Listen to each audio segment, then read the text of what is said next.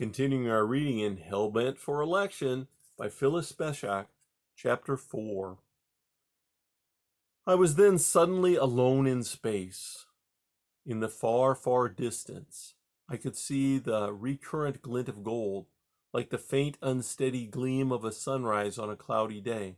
A chill of desolation swept through me, but as I strained to scan the horizon, there appeared walking toward me a man garbed all in white, with rays of phosphorescence flickering off in his wake. As he came nearer, I could see that there was no trim at all on his mantle, only the radiance. His features were unclouded and common except for the keen perception of his eyes. In Earth years, he looked to be approximately in his mid-50s. His arrival instilled a sense of relief. "You do not look," I said, "as if you needed a briefing." He smiled. The chief likes to make jokes," he said, "when no one knows all the solutions." "Oh," I said, "do you know all the solutions?" "No," he said, "not I." "Then you are not omniscient?" "Oh, no. We are ministering spirits sent out to minister for those who shall be heirs of salvation. Our knowledge extends as far as our ministering requires." "I am an heir of salvation?" "You are, but you don't want to be, I take it." I sighed. We seemed to be walking along together. That is, I followed along at his side. "Must I defend my position to you, too?" I asked. "Surely you have all that information." "It was in the dossier. You regard as true and factual the doctrines of Christianity, which constitute belief and acceptance, but you feel that the lack of competition and comparison in hell would likewise constitute a sort of peace and contentment. Has it not occurred to you that the demons might well be vying for personal betterment and in the scuffle feed upon your agony?" "My agony," I said, "would at least be perpetual, and their vying should be their own unhappy fluctuations. But tell me, don't we seem to be going away from the golden glimmer?" "That we do, Hellbent." "When you say that your agony would be perpetual, must you not also concede that your status up here would be the same?" "Why, no, because down there the agony would override all other drives. Up here timelessness must give allowance for mischief, as with I know, he said quickly. "Please don't mention that rotter's name to me. Let's be done with defenses for now and get on with the business at hand. You may call me Alexis, if you like, since we shall migrate conjointly for a season." "Migrate?" I asked. "Then I am being expelled?" I turned, and the glimmer had completely disappeared.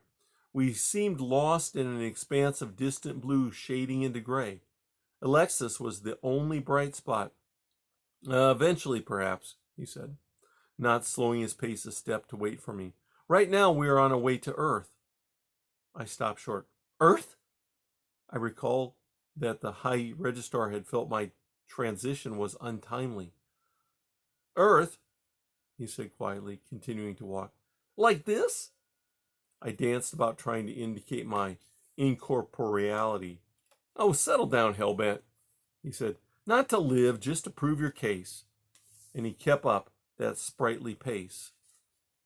Are we to walk all the way?" I asked, getting out of patience with the whole situation. "The walk," he said, "is to acquaint us.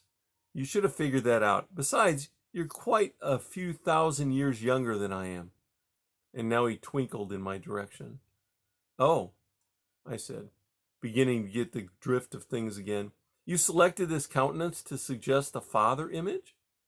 "No, hardly father," he said. "More uncle, I think."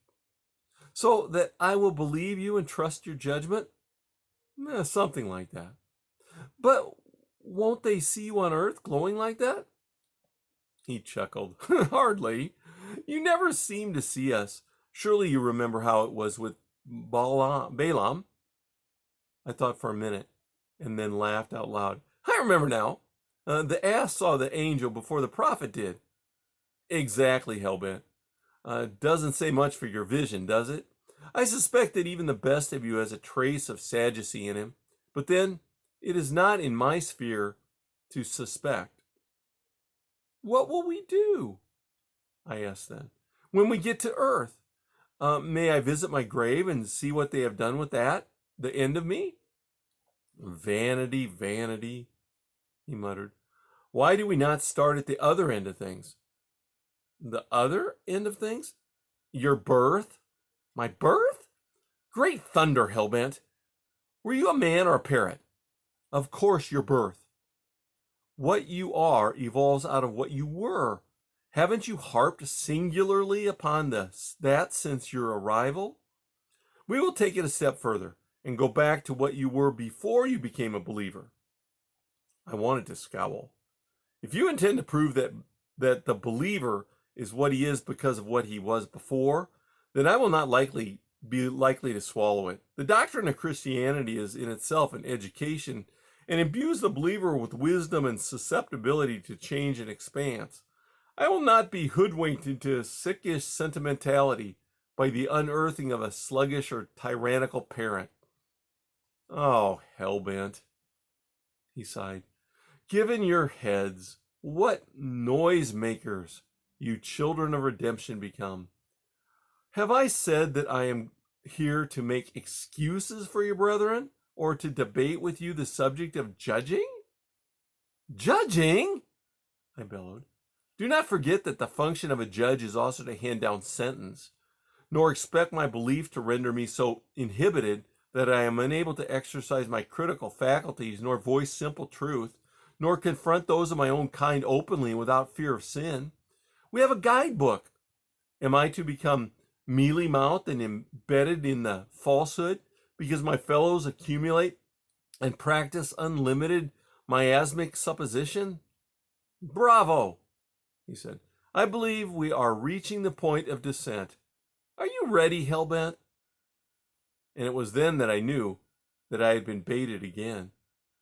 Quite, I said. The sooner we get this done with, the better. And that is the end of chapter 4.